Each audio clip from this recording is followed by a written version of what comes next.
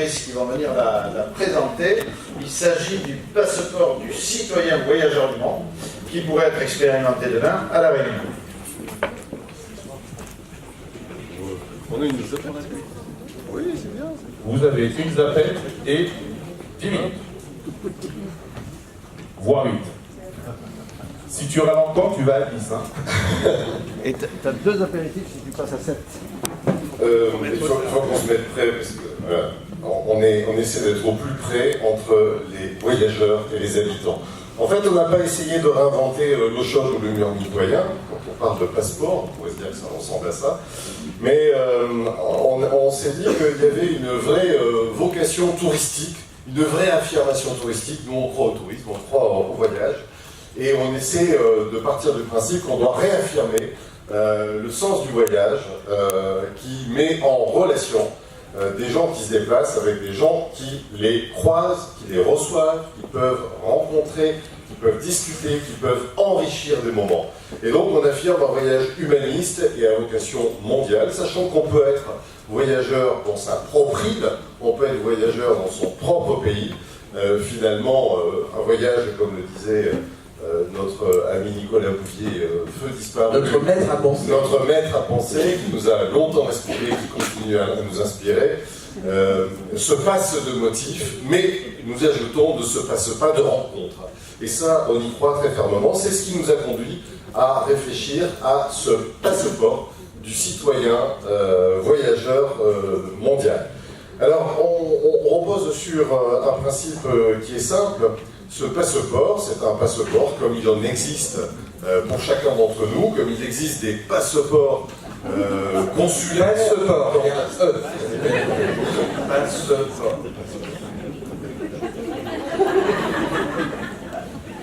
Je vais me rattraper. Non, mais je ne vais pas le qualifier parce que hier soir, on a suroccupé la table à laquelle nous étions.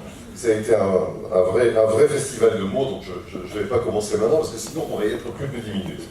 Donc ce passeport, il comprend évidemment les attributs traditionnels d'un passeport, c'est-à-dire qu'il y a une signalétique, il y a une reconnaissance de la part de la communauté qui voit arriver un voyageur doté de ce document, qui porte des visas, à savoir des mentions qui caractérisent que nous avons séjourné, que nous avons rencontré, et que nous nous sommes aussi engagés. Parce qu'avec ce passeport touristique, je vais vous le faire dans toutes les manières, avec ce passeport touristique, on s'engage, on prend des responsabilités, on affirme une position touristique et une position relationnelle. Il peut y avoir une contrepartie dans notre rencontre, qui est une contrepartie qui sera développée par mon ami par la suite, mais qui est une contrepartie qui signe le fait que nous sommes un citoyen engagé.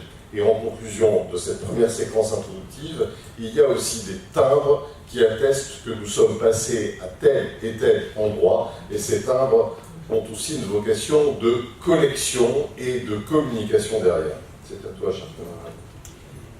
Merci François pour cette présentation absolument formidable donc du passeport, ou du passeport, sur lequel on a pas mal réfléchi avec Jean-Luc.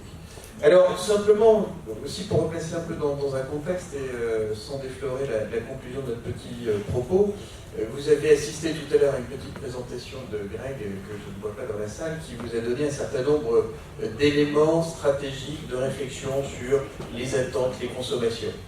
On se rend compte aujourd'hui que l'un des caractères principaux de nos civilisations, c'est la mobilité, l'hypermobilité, qui est d'ailleurs définie dans l'article 13 de la Déclaration des droits de l'homme et du citoyen. Et c'est sur cette base-là qu'on a réfléchi à l'éthique et l'engagement du voyageur, mais également l'éthique et l'engagement de celui qui va accueillir le voyageur, c'est-à-dire le résident.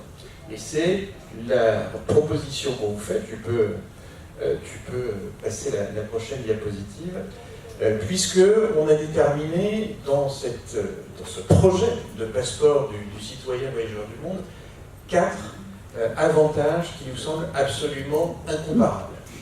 Les caractéristiques principales de ces avantages, François l'a dit tout à l'heure, en recitant Nicolas Bouvier, on pourrait dire que le voyage n'a pas besoin de motif, mais aujourd'hui, il il y a surtout besoin d'engagement, et surtout d'éthique aussi.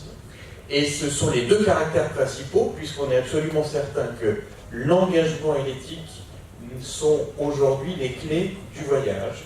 Et c'est la première partie dont on veut vous faire part, c'est-à-dire l'éthique et l'engagement du voyageur qui va faire acte d'achat de ce passeport. Pour le voyageur, d'abord, c'est affirmer son éthique du voyage, sa responsabilité, sa recherche de sens. On l'a dit tout à l'heure à de nombreuses reprises depuis le début de cet atelier.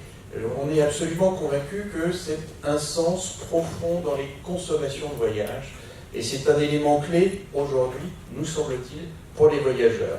Surtout dans un contexte social, on y reviendra un tout petit peu tout à l'heure, qui est un contexte de défiance, Grégory l'a dit tout à l'heure également, une défiance vis-à-vis notamment des pouvoirs publics.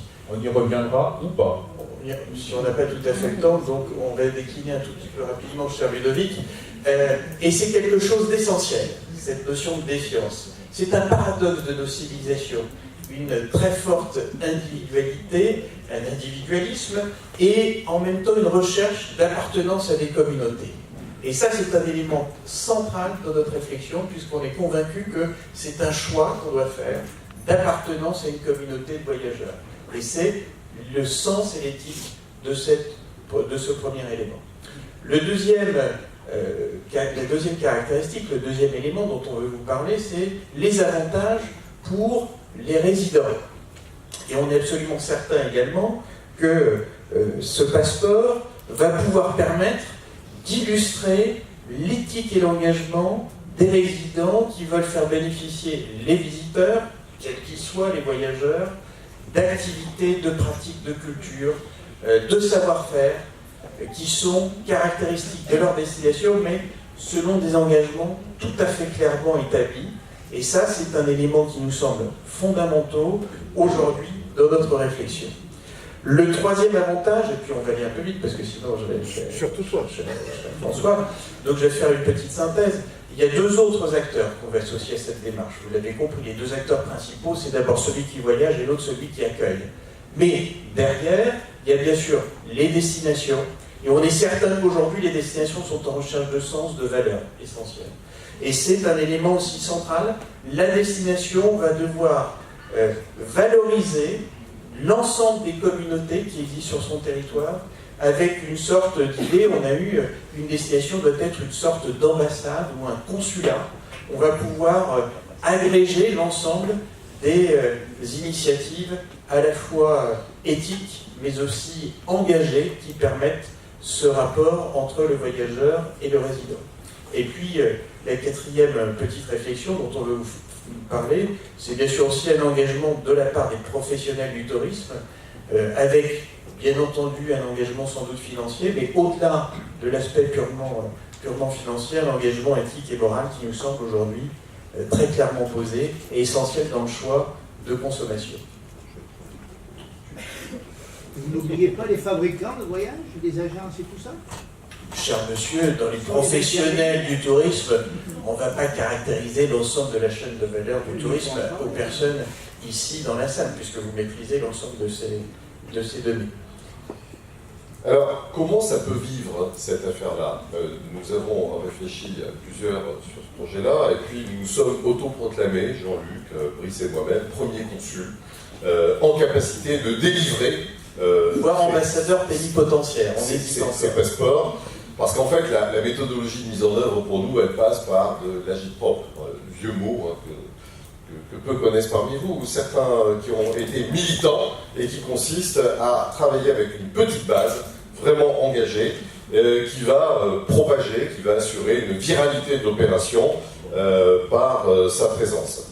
Il y a deux parties qui sont constitutives également de cette démarche-là. On pense que le propos doit être beau, c'est-à-dire que le passeport, il doit avoir un design, il doit afficher une certaine valeur, on doit vraiment le quémander, on doit vraiment montrer patte blanche pour s'y retrouver. Il doit être attractif, voire collector. Le citoyen voyageur du monde demande son passeport, il est vraiment engagé, il y a une constitution qui le porte, mais il y a les destinations également qui délivre des timbres et des visas en fonction des passages, en fonction de la matérialisation de la rencontre. Peut-être la petite distinction entre le timbre et le visa. Le timbre, l'idée c'est on récolte des timbres et on peut les collectionner à partir du moment où on rencontre des résidents. Et puis le visa, c'est davantage une pratique totalement engagée en fonction des valeurs défendues par la destination en termes d'hébergement, de loisirs, etc., qui nécessite une dépense ou du temps passé ou un engagement en mettant au service de la destination ses propres compétences. Je vous propose vraiment d'aller à l'essentiel. Eh bien, on termine en disant qu'il y a des binationaux dans cette affaire-là, puisque nous avons à la fois des accueillants et nous avons aussi des voyageurs, et qu'on peut être à la fois accueillant et voyageur. Et on termine peut-être par la couverture mondiale de cette affaire-là, qui démarre au niveau de la francophonie et de la nôtre pour commencer.